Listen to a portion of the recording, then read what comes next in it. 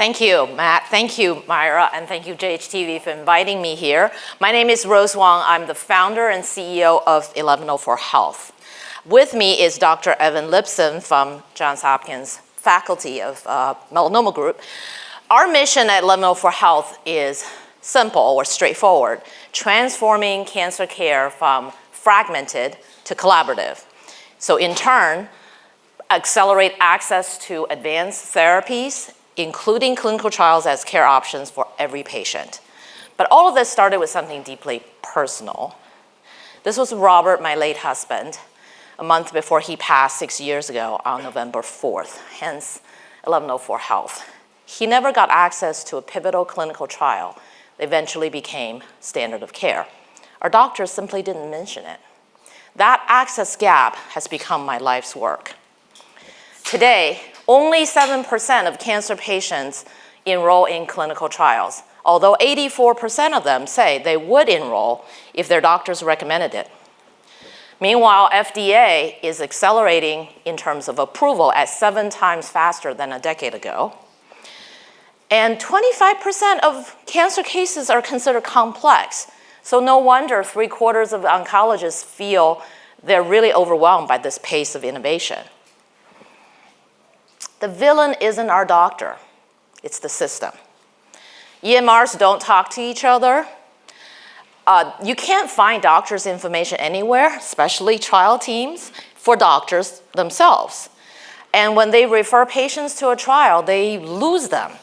So that incentive structure today really discourages collaborations. This is what we call the oncology gap. We heard a lot of it today already. You'll hear more of it. Innovations start at academic centers. They have the disease-specific expertise. They run early investigational clinical trials, and they start with advanced therapies like bispecific, CAR-T, gene, and cell therapies.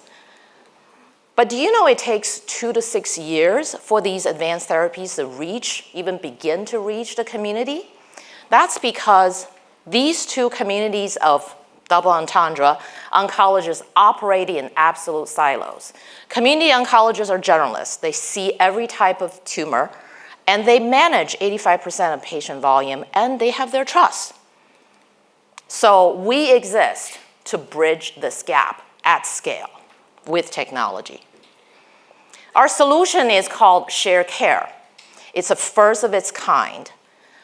It's a care model with the digital rails to support it, so oncologists can have HIPAA-compliant messaging with each other, AI-based trial matching, peer-to-peer knowledge transfer, and frictionless bidirectional referrals. The byproduct of their interactions on our platform is de-identified provider behavior data that will help pharma understand adoption logistics, adoption decision ethically. A key feature of the shared care platform is our catalog of trials. Each includes a brief summary of key decision factors and a video from the clinical investigator. Use the AI-fueled prescreeners to quickly assess your patient's eligibility. You could also submit the patient abstract to 1104Health and we'll do the matching and surface all relevant trials in your region. To learn more about the clinical investigator, or find a subspecialist for your complex case, search using the regional network directory. You can connect directly with the investigator via HIPAA-compliant messaging for curbside consultation, whether to learn more about a trial or get expert opinions on patient cases.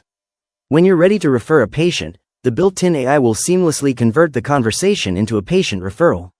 In your referral section, you can view the patient record and all related messages in one place, with the option to add team members, like your coordinator, to help schedule visits and manage the process. The patient referral can be bi-directional, and 1104Health provides free patient navigation. This is the MVP that was launched late last year. And this approach works because our business model aligns incentives for all stakeholders. We pay oncologists fair market value for them to do trial evaluation work and peer-to-peer knowledge transfer. Pharma pays us a network access subscription. At-risk employers pay us case-based fees. This innovation really helps putting collaboration at the center stage, which is why we're playing in a big marketplace in pharma and payers eventually. Our first focus is pharma because from pre-approval to peri-approval to post-approval, it all takes clinicians adopting their assets. One network access subscription opens a bento box of values, this is how we say it, accelerating in trial accrual, actionable knowledge transfer and medical education, and meaningful engagement with providers. The single biggest factor in adopting newly approved oncology drugs is peer-to-peer. We're the operating system that makes these peer communication moments fast, reliable, and trackable. We launched in the Mid-Atlantic region late last year, 2024, and you can see this is a very crowded market, has a lot of access, but 75% of these oncologists, community oncologists, have little to no clinical trials in their practices. And what we have figured out is a regional playbook, which is seeding the region with a hub and then activate physicians around the hub for trial matching and peer consults. Now this playbook is helping us seed in 2 other regions, New York and Michigan. Our go-to-market actions and motions have proven out to have really tractions. First is network building. As you can see, in 9 months, we have over 500 oncologists participating in our network, representing 52 practices. Second is usage, adoption and usage. Doctors have referred 86 cases in 7 months. And then third and fourth is revenue and sales acceleration. We're on pace to generate $1 million in ARR in 2026. We signed our first patient recruitment CRO contract last year, and this year we are getting network subscriptions worth $200K and more, and we have 5 more in the pipeline. Doctors simply love this. They have figured out this is so easy to use, they're incentivized, and they put this in their daily workflow. Like I said, it's a first of its kind. We're creating new category, really not competitors for these existing categories of players in clinical trial acceleration space or patient navigation space. We complement many of these players. In fact, some of the biggest ones have already reached out to us. We're in discussions with them about partnerships and extending each other's networks. We're a team of passionate and experienced builders.